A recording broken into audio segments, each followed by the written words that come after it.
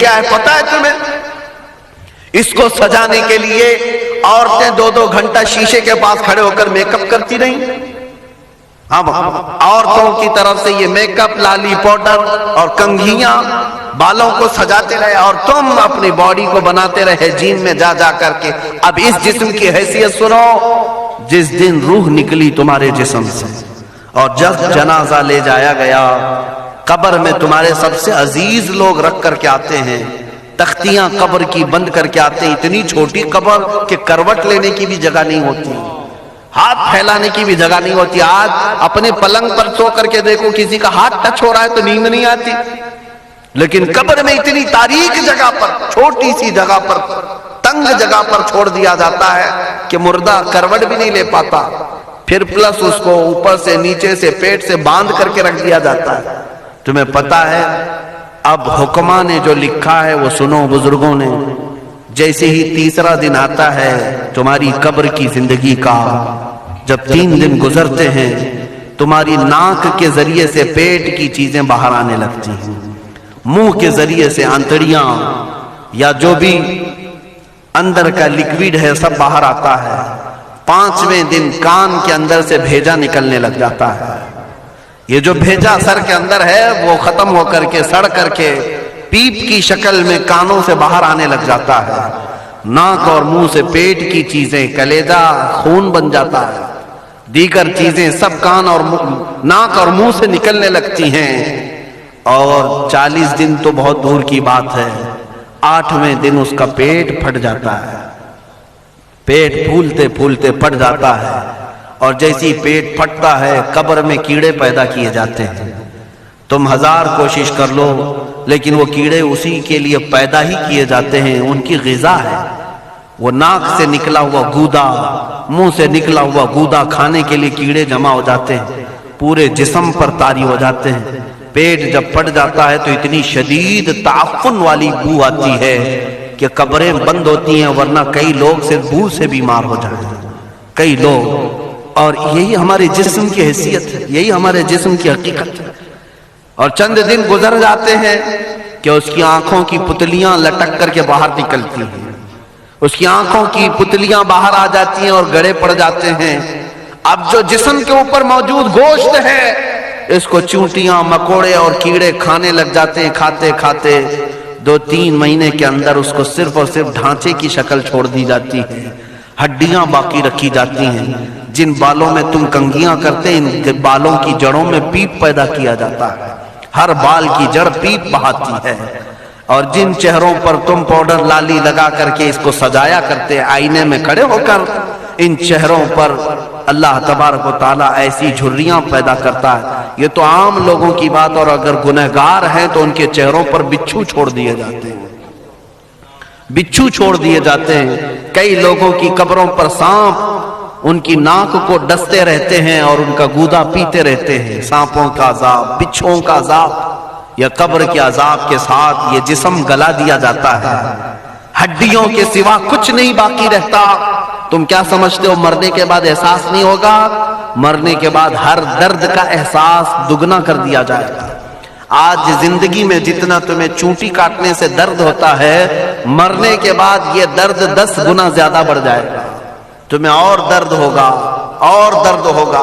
یہی جسم جو کیڑوں کی غذا بن گیا، کفن ختم ہو گیا، ہمارے جسم میں پیٹ کا گودا باہر آ گیا، آنکھوں سے کانوں سے ساری چیزیں لکوڈ ختم کر دی گئی، بھیجا کانوں سے بہ کر کے نکل آیا، بچا کیا ہمارے پاس؟ جس جسم کو ہم سجاتے رہے، سنوارتے رہے، اس پر ہزاروں پیسے بہاتے رہے، یہ جسم 40 دن کے اندر کیڑوں کی غذا بن گیا، سب ختم ہو گیا۔ میرے عزیزو، ہر انسان کے جسم کے ساتھ قبر یہی کرتی ہے، قبر دباتی الگ ہے، کیڑوں کا عذاب الگ ہے، بچھوؤں کا عذاب الگ ہے، لیکن یہ سب کے لیے احکام نہیں۔ کچھ وہ بھی جنازے ہیں جب یہاں سے جاتے ہیں تو ہزاروں کی آنکھوں میں آنسو چھوڑ کر جاتے ہیں، ہزاروں کی دلوں کی دھڑکن بن کر کے جاتے ہیں۔ ان کے جنازے جب جاتے ہیں تو اللہ کے ملائکہ بھی، فرشتے بھی ان کے جنازے کو اٹھانے کے لیے زمین پر آتے ہیں۔ یہ کون لوگ ہیں؟ جو اپنے سینوں میں عشق مصطفیٰ کی شمع روشن کیے ہوئے تھے، جینا چاہتے تو مصطفیٰ کے لیے، مرنا چاہتے تو مصطفیٰ کے لیے۔ فاضل بریلوی نے کیا خوب کہا، لحد میں عشق شہ، عشق رخ شہ کا داغ لے کے چلے، اندھیری رات سنی تھی چراغ لے کے چلے۔ جب قبر میں جاتا ہے ایک عاشق رسول، اسے رکھا جاتا ہے، کفن اس کا بھی ہے، جسم اس کا بھی ہے، لیکن فرشتوں سے بھی کہا جاتا ہے اسے آہستہ سے جگانا، محمد عربی کا غلام ہے، رسول پاک کا وفادار ہے، اور کیڑوں کا اس کے جسم کو کھانا تو دور کی بات، فرمایا گیا قیامت تک اس کے کفن کو بھی میلا ہونے نہیں دیا جاتا۔ نہ تمہاری آنکھ سے، نہ تمہارے ناک سے، نہ تمہارے چہرے سے کوئی گودا باہر آتا ہے، کچھ نہیں میرے عزیزو، جسم تر و تازہ سلامت رکھا جاتا ہے۔ 1000 سال کیا 10,000 سال گزر جائیں، حوادث زمانہ بھی آئیں، لیکن اس کی قبر میں اس کا جسم سلامت رکھا جاتا ہے۔ اب تمہارے ہاتھ میں فیصلہ ہے، کون سا جسم بنانا چاہتے ہو، وہ جو کیڑوں کی غذا بن جائے، یا وہ جس پر فرشتے بھی اتر کر سلام بھیجیں۔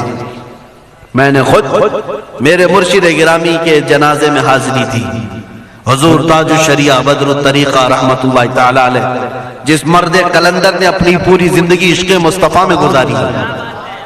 آج تم نعرے لگاتے ہو تاج الشریعہ تاج الشریعہ، ان کے شب و روز دیکھے تھے کبھی؟ ان کی صبح اور شامیں دیکھی تھی کبھی؟ بہت پیر ہوں گے جو باہر پیر ہوں گے، اندر پیر ہوں گے، لیکن تاج الشریعہ کو میں نے اندر بھی دیکھا ہے، باہر بھی دیکھا ہے۔ آنکھیں بند بھی ہوتی، آنکھوں سے اگر کوئی چیز نظر بھی نہیں آ رہی ہوتی، تب بھی اتنا خیال ہوتا کہ کہیں سطر تو نہ کھل گیا ہو، کہیں پائجامہ اوپر تو نہیں ہو گیا ہو، سونے کے حالت کی بات کر رہا ہوں، کوئی نہ ہو تب بھی یہ خیال باقی رہتا۔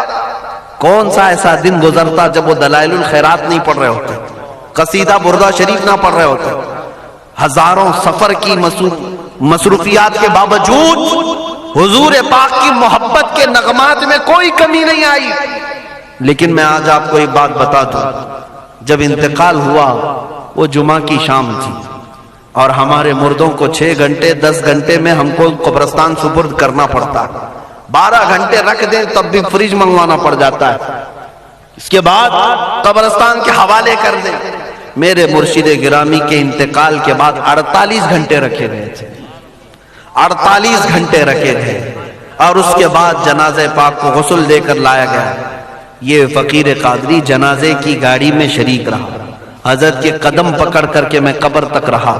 میں آپ کو صرف اس لیے یہ بات عرض کر رہا ہوں کہ جب گاڑی جنازے کی چلتی تھی، میں نے زندگی میں بھی حضرت کے ہاتھ پکڑ کر کے ادھر ادھر چلائے۔ حضرت کے ساتھ جب جانا ہوتا تو بازوؤں کو ہم تھامے ہوتے، ہم کیا چلاتے، ہمیں وہ خود چلا رہے ہوتے، لیکن یہ ہم برکت کے لیے پکڑے ہوتے، جو نرم و ملائم جسم تھا۔ میں نے وفات کے بعد جنازے میں کھڑا ہو کر کے دیکھا، قدموں کو پکڑ کر، نہ نرمی میں کمی آئی، نہ ملائم ہونے میں کوئی کمی تھی۔ اور جب گاڑی آگے چلتی تھی،